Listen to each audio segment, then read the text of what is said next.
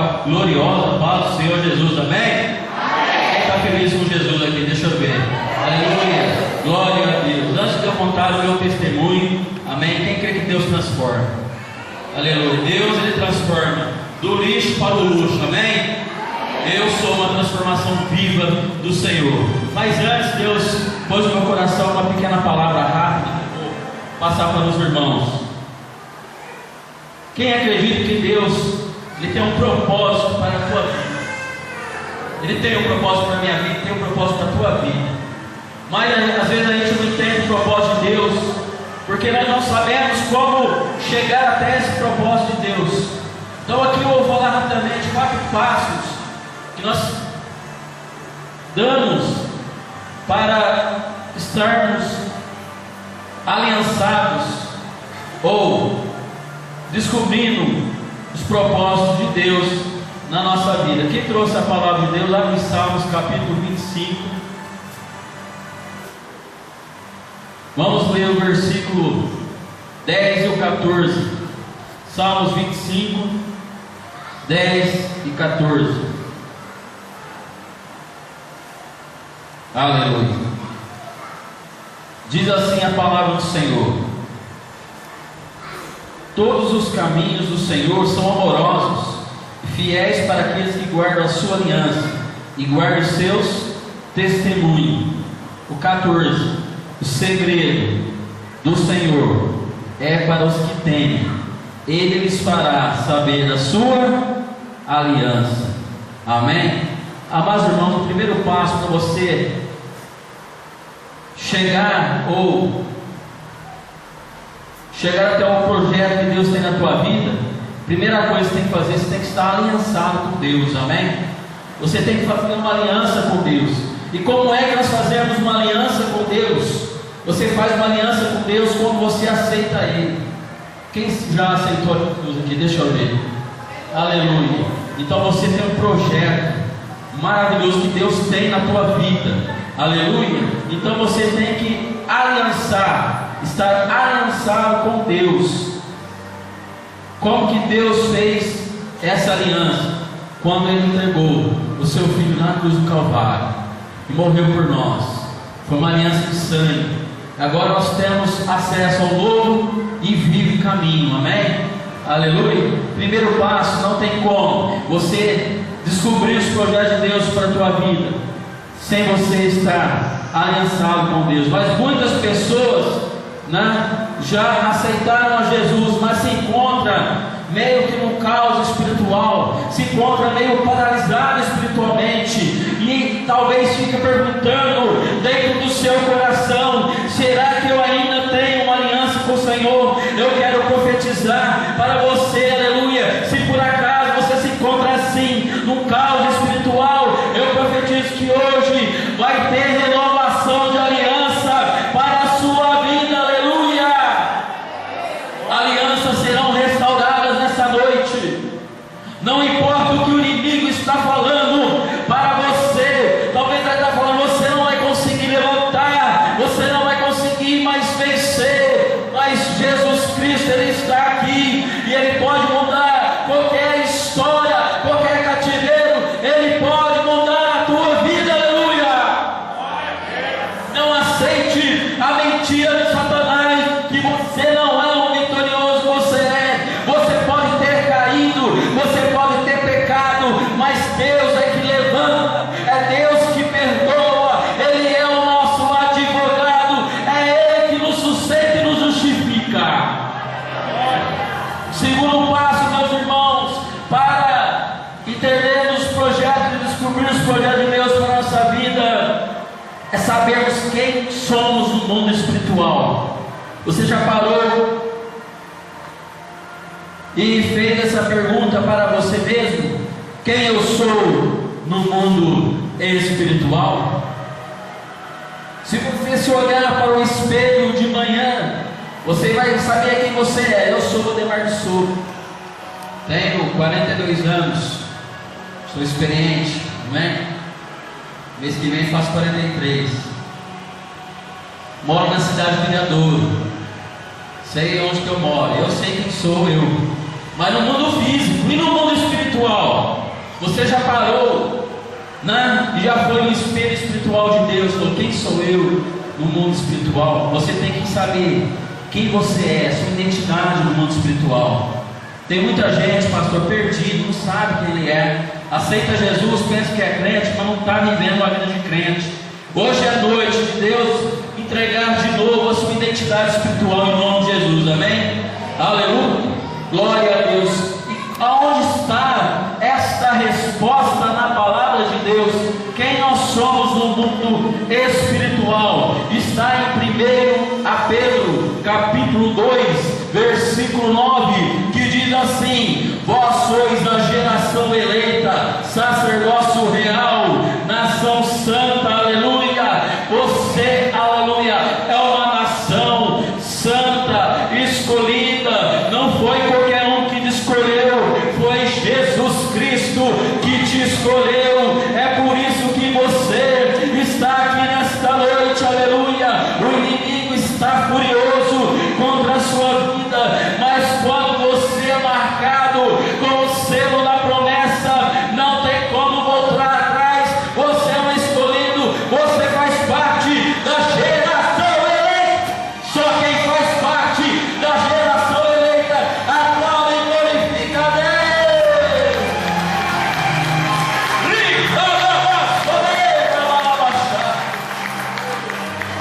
Aleluia, glória a Deus.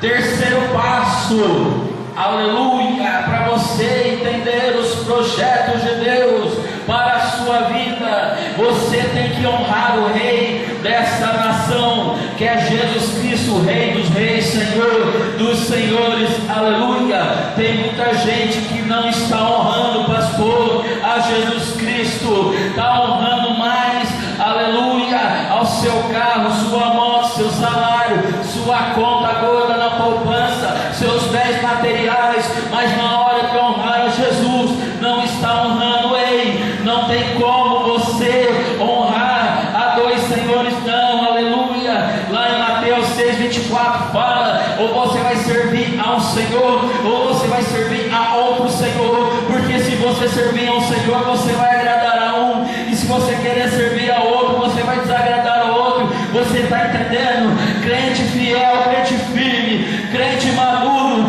não tem como ficar em cima do muro. Hoje é noite de sair de cima do muro e viver uma vida reta com Deus, aleluia, e honrar os reis dos reis e o Senhor dos senhores, aleluia. E nós honramos tantas pessoas, honramos homens importantes, mas na hora de honrar a Jesus, nós não honramos. Na hora de vir para o culto honrar, não, eu vou lá, porque Deus tem uma palavra comigo. Nós faltamos por pouca coisa. Estamos vivendo uma geração melindrosa, uma geração que está meio assim, uma geração de vidro. Qualquer coisinha quebra. Não podemos mais ficar, amados, nessa posição, não. Nós estamos vivendo uma geração que está dormindo. Não, levanta tu que dorme, aleluia. Hoje é noite de se levantar no Senhor, aleluia. Alabastorecanda lamachai. Quarto passo, para você entender os projetos de Deus na tua vida, você tem que confiar naquele que projetou os seus sonhos. Projetos são de Deus e nasceu no coração de Deus.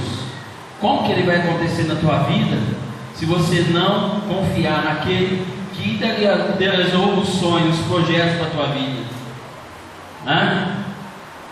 É a mesma coisa que você falar: não vou andar nesse carro zero, porque eu não confio naqueles que projetaram o carro. Tem muita gente que não está pondo a sua confiança totalmente no Senhor. Então você tem que confiar. Em Salmos 37,5 fala: entregue seus caminhos ao Senhor, confia nele, no mais tudo ele fará. Salmos 27, uns confiam em carros, outros em cavalos, mas nós fazemos menção no nome do Senhor. Para de confiar na tua própria carne, meu irmão, minha irmã. Confia no Senhor. Ele começou a boa obra, Ele vai terminar. Ele vai terminar, amém? Salmos 40, versículo 4 fala: bem-aventurado o homem que põe sua confiança no Senhor. Se você colocar a confiança no Senhor, se você entender que os projetos de Deus vão dar certo na tua vida, aleluia, você é bem-aventurado. Você é bem-aventurado, amém? Isaías 64:4 fala: desde na antiguidade nunca se viu nem ouviu Deus que trabalha para aqueles que nele espera. Quem está esperando em Deus aqui? Deixa eu ver. Mas sabe o que é esperar em Deus, meu irmão? É você olhar a situação, não ver saída, mas você fala: eu sei que eu não estou vendo com meus olhos naturais, mas com meus olhos espirituais eu já estou vendo a solução para o meu problema. Aleluia. Isso é confiar nos projetos de Deus. Talvez você está falando assim: não, mas está demorando muito, está difícil, não vai virar nada. Ei, vai virar sim. Quem idealizou, aleluia, os projetos para a tua vida, Ele garante, aleluia. Agora, quais são os projetos que Deus tem para a sua vida? Eu peço para que todos abram em Jeremias 29:11. Você vai saber qual é os projetos que Deus tem na tua vida. Aleluia.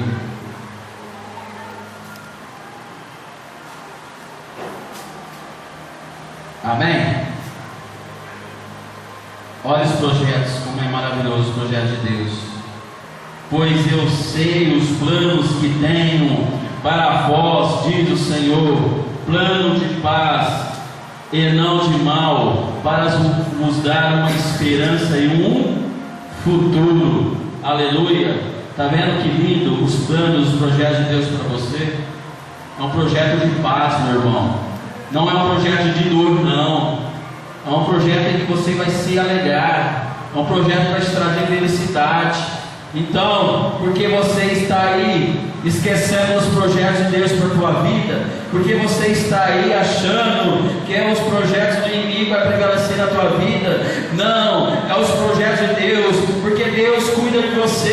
Ele falou aqui que Ele está projetando planos para você de paz, porque Ele quer te dar um futuro, amém? Deus te preocupa com o teu futuro, Deus preocupa, aleluia, e sabe como nós fazemos o nosso futuro, esqueceram o nosso passado, agora tomando certas atitudes em Deus no presente e construímos um futuro no Senhor, aleluia. Quem quer construir um futuro no Senhor aqui? Deixa eu ver, aleluia. Você pode aplaudir mais uma vez, e calar a boca do inimigo, que ele não vai prevalecer, os projetos do inimigo não vai prevalecer na tua vida, são os projetos de Deus que vai prevalecer, aleluia.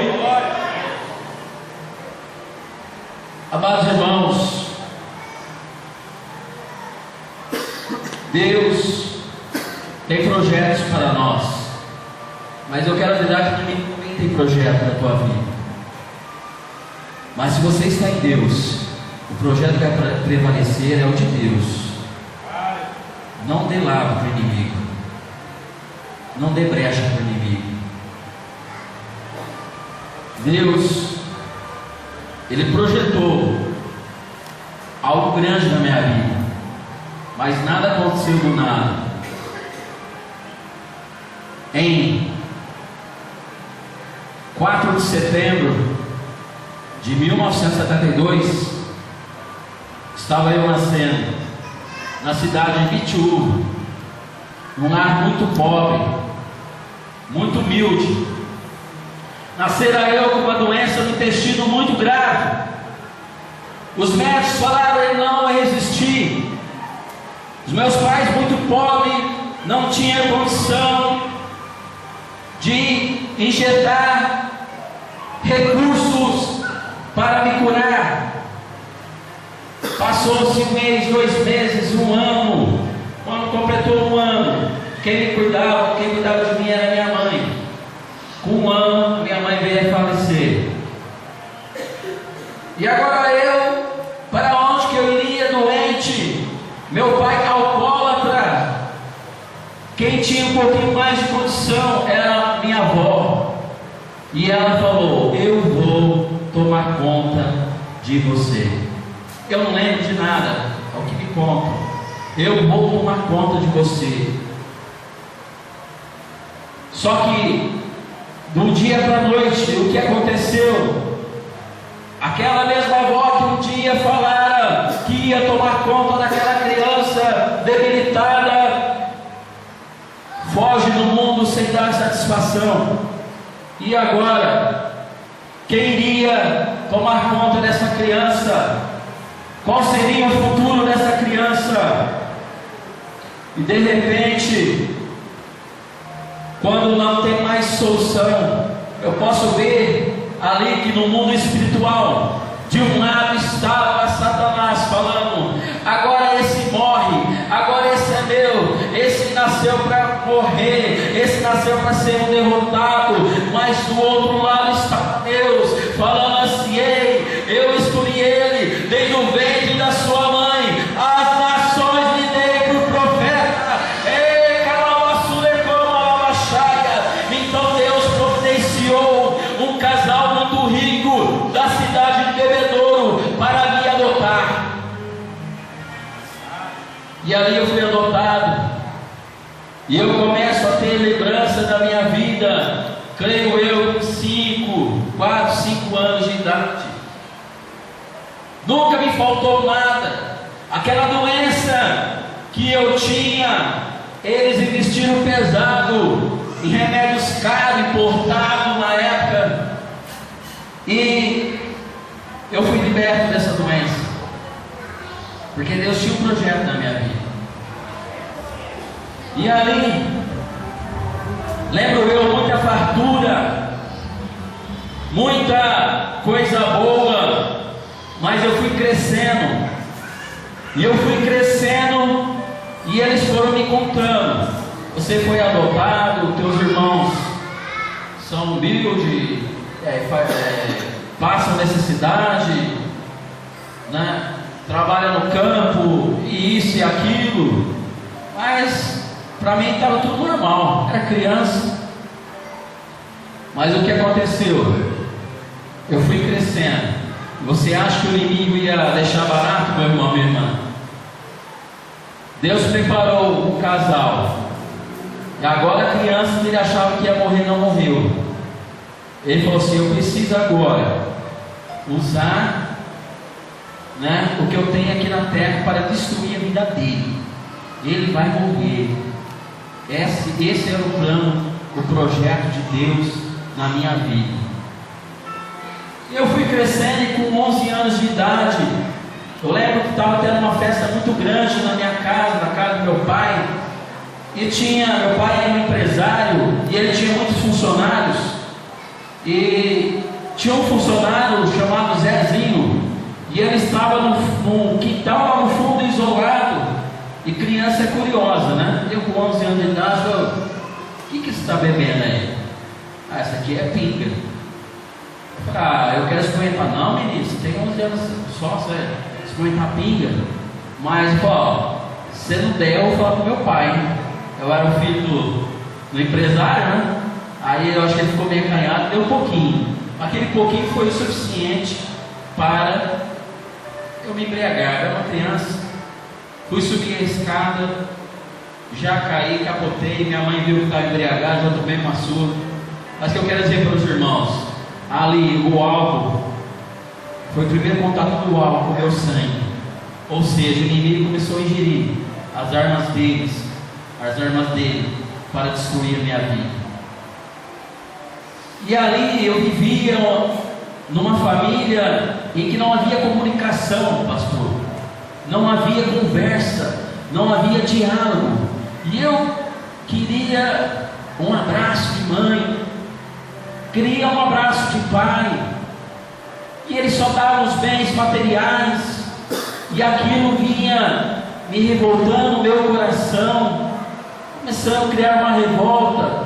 E o inimigo é assim, ele trabalha no teu coração, falando: olha, eles não te amam, eles não gostam de você, você não presta. Era isso que o inimigo estava colocando no meu coração.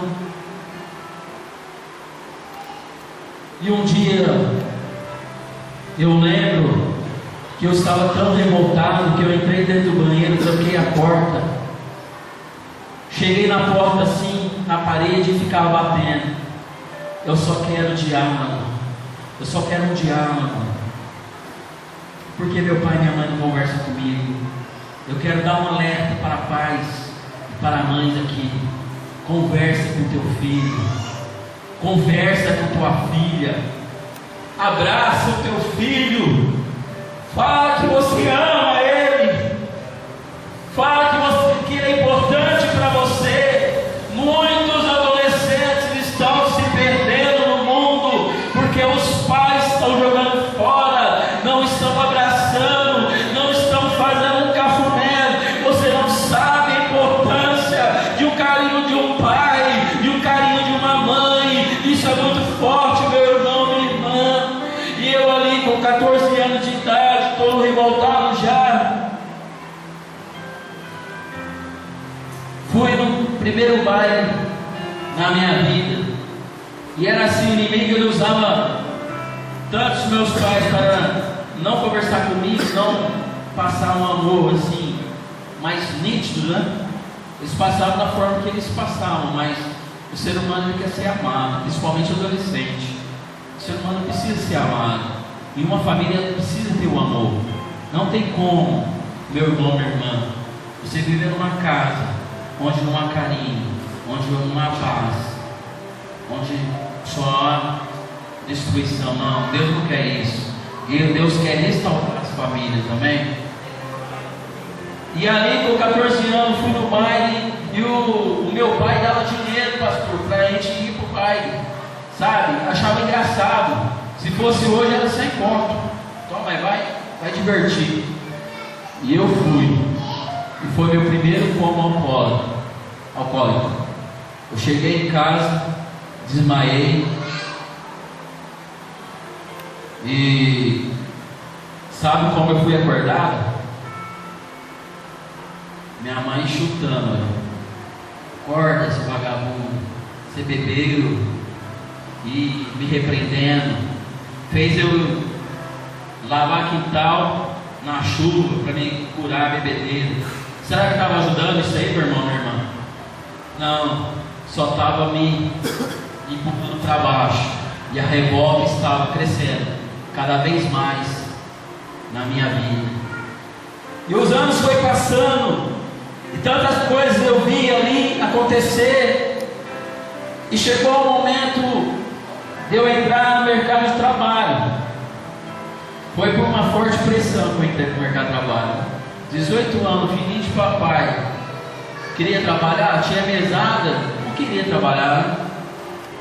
A minha mãe chegou no dia e falou: ó, de um dia para o outro, amanhã se levanta bem cedo e vai procurar um emprego. Você não volta daqui sem um emprego, porque se voltar sem emprego, você não almoça hoje. Aí vem com o meu estômago, né? Mexeu com o estômago aí. E aí eu comecei lá, caminhei para cá, caminhei para lá, né? E Deus honrou, e eu arrumei um emprego naquele dia, pastor, naquele dia. E o salário era hoje mais ou menos R$1.400, R$1.500, salário bom. Era a caixa de restaurante do hotel do shopping, no caso era Plazaim. Voltei para casa, falei para minha mãe, arrumei emprego, tal, e almocei, né? Ainda bem. Só que aí o inimigo, ele tinha que agir ou usar pessoas de qualquer forma. E onde que ele ia usar as pessoas? Do serviço agora. tinha um tal lá de Mineirinho, era o chefe da gangue lá. Você entrava no elevador, ele já estava com uma cerveja, ó, vamos tomar uma cerveja, num serviço, né? E ali, quem eram meus amigos agora? Era eles. Eu não tinha o que contar no lar, não tinha uma base ali para contar. Ele era os meus amigos. E o que aconteceu? Certa feita, fiquei sabendo que ia ter um churrasco da turma. E eu ficava ouvindo, eu dei uma bola hoje, né? Eu soltei uma pipa hoje, que é fumar, né? E eu ficava curioso, pastor, o que é isso aí? Que linguajar estranha é isso aí? Aí foram me explicar, né? Cheirei uma carreira. E aí, meus irmãos, eu fui nessa festa, cheguei para esse Mineirinho, eu quero experimentar essa droga aí. Sabe o que ele falou para mim, meu irmão, minha irmã? Não faça isso, é um buraco sem fundo, sem pó. O próprio drogado falou isso para mim, mas eu precisava extravasar aquela revolta em alguma coisa, e a curiosidade, o inimigo ali me impulsionou para cheirar a primeira carreira. E eu cheirei a primeira carreira e tudo muito lindo, muito gostoso, né? Estava viajando, como eles falam. Gastei meu salário inteiro naquela noite, pastor, cheirando, dando para os outros cheirar, nariz escorrendo. E daquele dia em diante não parava mais.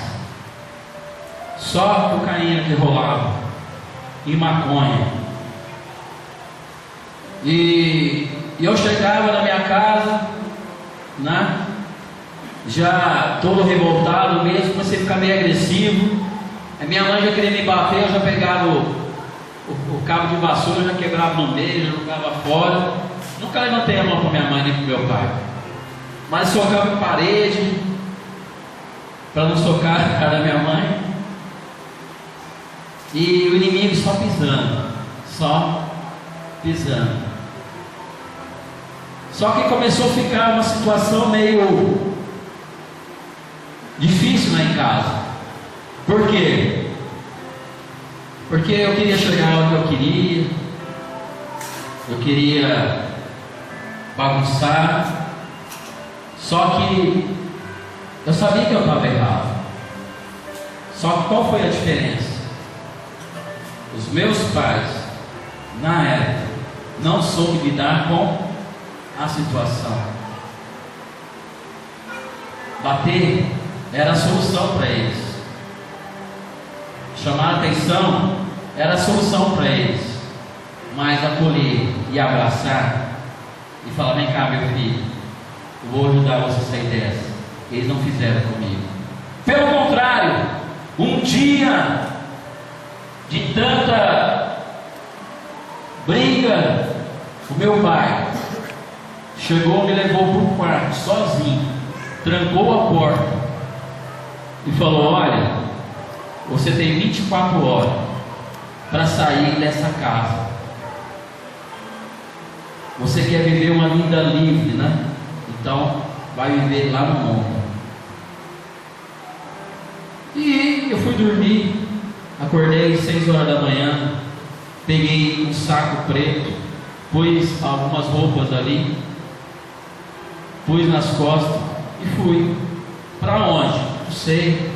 Comecei a bater em pensão, em hotéis, até que eu cheguei e encontrei uma pensão, por ironia, na rua da minha casa, bem distante, mas na rua da minha casa. Aí a mulher da pensão falou assim: olha, aonde você é de onde? Eu sou daqui. Onde é tua mãe? É daqui. E meu pai é daqui. Eles moram nessa rua. E não, fui expulso de casa. Um detalhe: quando eu saí daquela casa, eu sabia, não ia poder mais contar com as coisas boas que ali eu tinha. eu deixava para trás uma casa linda, uma casa maravilhosa, uma casa que é uma casa, para você ter uma ideia, tem 24 cômodos. Só que é uma história triste de saber que eu não podia contar com o amor da minha família. E ali eu saí, encontrei essa pensão, fiquei nessa pensão, e o inimigo então falou assim, né? Posso conjecturar que ele falou: agora eu mato ele. Agora ele está sem casa, sem família, sem nada, e eu me afundei mais e mais nas drogas. Aquela expulsão de casa me trouxe uma revolta muito grande. Foi aonde que eu me afundei mais e mais e mais. Certa feita, meus irmãos, estava eu com mais os 8 e cheiramos a lei cocaína. Nós usávamos o cartão do banco para usar cocaína, para cheirar cocaína. Estávamos no matagal, no mato, e de repente esse cartão se perde, e eu fui dar conta no meio do caminho. Sabe o que eu falei? Eu lembro até hoje, R$800 em 1992, era dinheiro, né? R$800 era dinheiro. Eu tinha R$800 no Banco Bradesco, e eu falei: quem achar o meu cartão, eu vou comprar tudo em droga que eu tenho no banco. Já estava escuro, no mato lá. Vocês acham que eles acharam ou não? Sim ou não? Acharam. E eu fui lá, comprei R$800 em droga, e começamos a cheirar em 8, cheirando. Andamos a cidade inteira, das 7 da noite até 5 horas da manhã. Quando eles falaram: eu não aguento mais. Todo mundo falou: não aguento mais. Então a droga ficava com quem comprava. Então, restou essa droga aqui, essa cocaína, acaba com o resto. E ali, meu irmão, eu estava no centro da cidade de Bebedouro, aluguei um quarto para mim, me tranquei a porta e fui querer acabar de consumir aquela cocaína.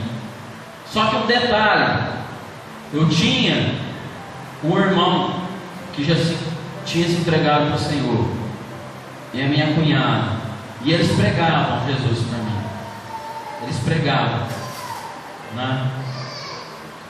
E de repente começou a me dar uma batedeira muito forte, uma tremedeira. Eu estava entendendo, eu estava com começo de overdose, e comecei a tremer, e tremia. Só que em pensamento eu falei: se existe mesmo esse Deus que meu irmão, minha cunhada fala, eu entrego a minha vida para Ele agora.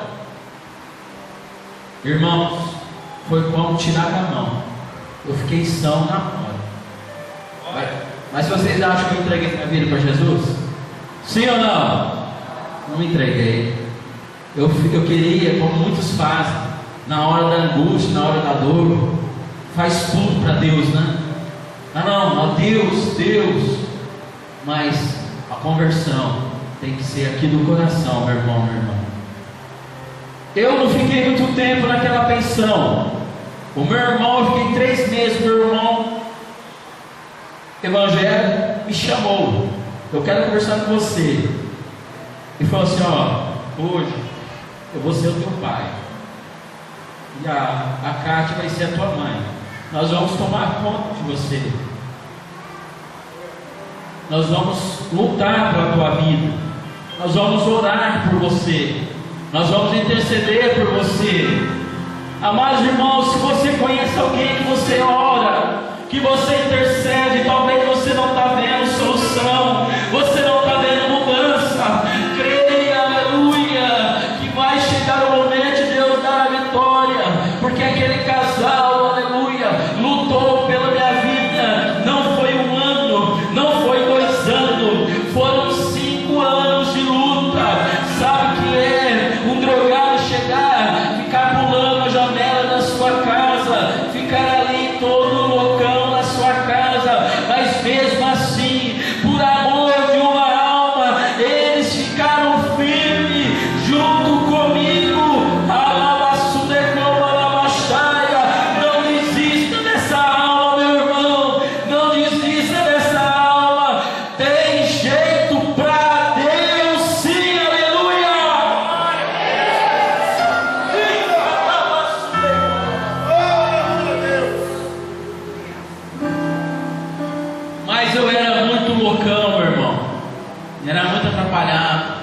Você tem uma ideia, meu apelido era bêbado equilibrista, porque eu bebia, cheirava cocaína, subia no duro e ficava equilibrando, atrapalhada a cabeça. Era um fantoche na mão de Satanás. E ali, nesses 5 anos que eu fiquei na casa do meu irmão e da minha irmã, do meu irmão e da minha cunhada, eu saía, pastor, dava louca de mim, pegava minhas tralhas e saía. Ficava 2 vezes fora e voltava. Dava louco e saía. Voltava. Mas na terceira vez, o meu irmão me barrou, pastor. Você não entra mais aqui. Isso é uma palhaçada já que está fazendo. E eu já estava virando as costas para ir embora. Mas aí que entra, aleluia, a providência de Deus. A minha cunhada, que hoje é a pastora Kátia, ela entrou na frente do meu irmão, falou assim: Walter, não faça isso, você pode estar matando um futuro pastor. E ele: entra então, entra. E eu entrei. Mas a luta foi tremenda. O inimigo tinha um ódio muito grande na minha vida, porque ele sabia, se eu me entregar totalmente para Deus, eu ia ser uma arma poderosa nas mãos dele. Todos nós, se entregarmos nossa vida para Deus, somos uma arma poderosa na mão de Deus. É só Deus deixar o agir dele na nossa vida. E certa feita, estava eu nas noites, estava no bar e bebendo, e um rapaz falou assim: vamos dar um rolê? Vamos. Fui dar um rolê. Quando cheguei lá, num lugar ermo, escuro, ele abriu o capô do carro, tirou a água do radiador, misturou com a cocaína e injetou na veia dele. E ele falou assim para mim: quer? Só que eu tinha um medo da AIDS, sabe? Naquela época a AIDS era... E eu falei: não, eu só cheiro. Como, né? Fosse um pouquinho melhor, né? Eu só cheiro, eu não enxergo. E cheirei, fomos embora. 3 meses depois, anuncia a morte aquele mesmo cidadão. Tinha ele morrido de AIDS. Deus me livrou da AIDS, amém? Porque ele tinha um projeto, aleluia, na minha vida, aleluia. Ei, se você, aleluia, lembra de algum livramento do Senhor, eu quero dizer para você que esse livramento não foi em vão. Deus te livrou, porque você tem que viver muito nessa terra para que os projetos dele se concretizam na tua vida. Quem teve livramento de Deus aqui? Deixa eu ver. Todos nós temos livramento de Deus, meu irmão, minha irmã. E aí, eu não mudava de vida, era cheirando pó, ingerindo bebida. E uma vez, o inimigo falou: agora eu mato ele. Agora eu mato ele.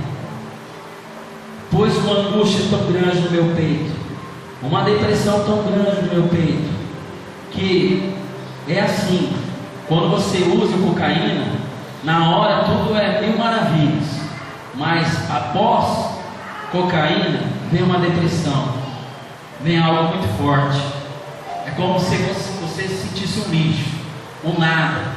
E eu estava caminhando na cidade do Bebedouro, encontrei ali um pontilhão. Olhei para baixo e o inimigo falou: se taca. E eu ia me tacar, meu irmão. Eu ia dar um fim na minha vida. Mas quando eu fiz o movimento de me tacar, veio uma voz e falou: não faça isso. Eu tenho um projeto na tua vida. Não faça isso. E aquela voz foi mais forte. E eu não me taquei, meu irmão, minha irmã. Outra feita, estava eu ali em 1994 na Copa do Mundo. Estava numa festa chamada Fecime, que tinha ali em Bebedouro, e estava todo embriagado e drogado, e tinha acabado meu dinheiro. eu estava uma noite com frio, que antes fazia frio. Esse frio que faz hoje não é nada antes do frio de antes, né? O frio de tempo atrás era muito forte. E eu fui até na boca. Eu não tinha mais nenhum dinheiro. Tirei aquela blusa de lã trabalhada, custava uns R$200, pastor. Entreguei na mão do traficante. Olha que situação. Você preferir passar frio, mas usar ali a tal da cocaína. E ali, entreguei, peguei a droga. No outro dia que eu fiquei são, voltei lá, arrumei o dinheiro, fui querer resgatar a blusa. Ele apontou uma arma para mim e falou assim: se ele vir aqui mais uma vez eu te mato. O inimigo só faz a gente passar vergonha, meu irmão, minha irmã. Só vergonha. Mas até onde que Deus deixa. Por quando a mão de Deus entra em ação, sai de baixo. Quando a mão de Deus entra em ação, aí é só vitória, meu irmão. É só vitória, aleluia. Certa feita, estava eu nessas noites se drogando, muito louco. Virei a noite se drogando. Peguei e morava, não sei se vocês conhecem o Bebedouro, no Jardim Cláudio. E para chegar até onde o meu irmão morava, tinha que atravessar a cidade. E eu peguei uma bike, todo loucão, e comecei a me bater assim: sai, Satanás, sai. Comecei a querer me expulsar o demônio de mim. Foi até engraçado, né? Sai, demônio, sai, demônio. E fui. E caí com a bike no meio da estrada, pastor. É Deus ou não é? Nenhum carro estava passando na hora, naquela situação. Aí eu cheguei na minha cunhada, meu irmão trabalhando, só ela estava lá. Eu não abri o portão nem nada, eu peguei a bicicleta e taquei na garagem. Ela correu assustada: o que é isso? O que está acontecendo? Kátia, preciso de uma oração, não aguento mais. Eu não aguento mais essa vida. Só dei um relá nela, pastor. Fiz um rasgo na mão dela, eu estava todo endemoniado. Pulava alturas da parede, socava e chutava, porque eu estava lutando com o demônio. Aí a Kátia, muito sábia, falou: espera aí, que eu vou chamar o irmão que vai orar por você. É chamado irmão Moacir. Para saber, era tio do Flávio. Eu nem sabia, fiquei sabendo esses dias. E esse irmão Moacir era muito usado em libertação. Não sei se o pastor conheceu o irmão Moacir. E chegou esse irmão Moacir com o olho vermelho, todo drogado, né? Ele pôs as mãos sobre a minha cabeça e orou. Mas não era a mão dele. Eu sabia que era a mão de Deus que estava ali. E Deus já estava decretando a minha vitória. E quando ele pôs a mão na minha cabeça, eu pude, aleluia, eu posso entender que no mundo espiritual as correntes começou a estralar. Começou a quebrar. Satanás começou a falar: não, ele é meu. Deus falou: não,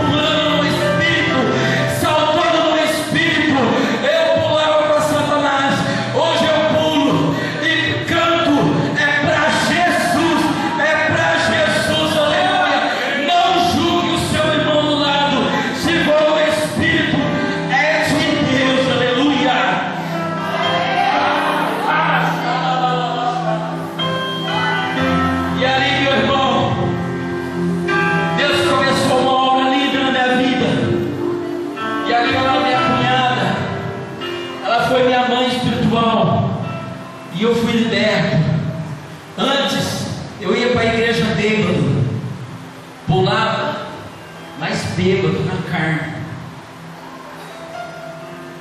Mas hoje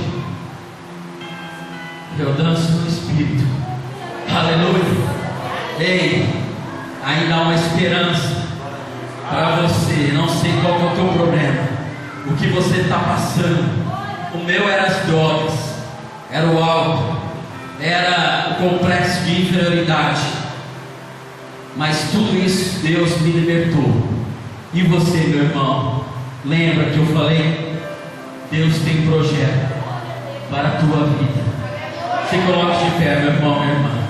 Se coloque de pé.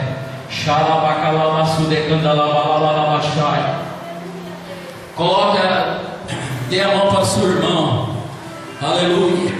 Eu vou fazer uma oração. Aleluia. Feche seus olhos. E eu vou profetizar para vocês. Aleluia. Como profeta do Senhor. Meu Deus e meu Pai, nessa noite, Pai amado, aleluia, contém eu o meu testemunho, o que o Senhor fez na minha vida, como foi grande o livramento, a libertação. Agora, Senhor, eu oro por cada vida que aqui está, meu Deus e meu Pai.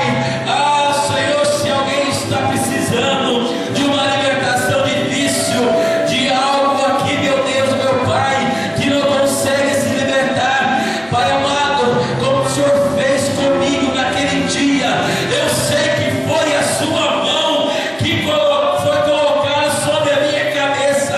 Eu sei, Pai amado, que o Senhor soprou os ventos do Espírito Santo sobre a minha vida e tudo foi regenerado. Ah, então sopra, ó Espírito Santo, sobre as vidas que estão aqui. Sopra, sopra.